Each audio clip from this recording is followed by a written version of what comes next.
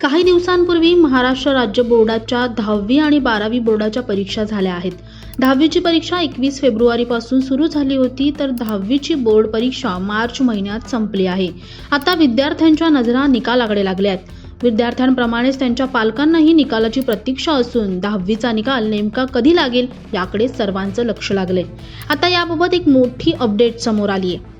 मागील काही वर्षात एसएससी आणि एचएससी परीक्षांचे निकाल मे महिन्याच्या अखेरीस जाहीर करण्यात आले होते, मात्र यंदा 10वीचा निकाल 15 मे पूर्वीच जाहीर होण्याची शक्यता आहे। एसएससी परीक्षेचा निकाल राज्य मंडळाच्या इतिहासातील सर्वात जलद निकाल असेल असे म्हटलं जातंय।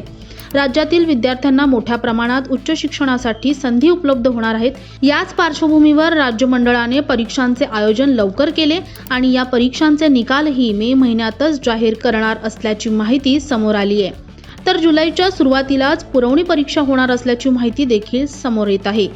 या पार्श्वभूमीवर एसएससी परीक्षेचा निकाल मे महिन्याच्या दुसऱ्या आठवड्यात म्हणजेच 15 मे पूर्वीच घोषित केला जाऊ शकतो।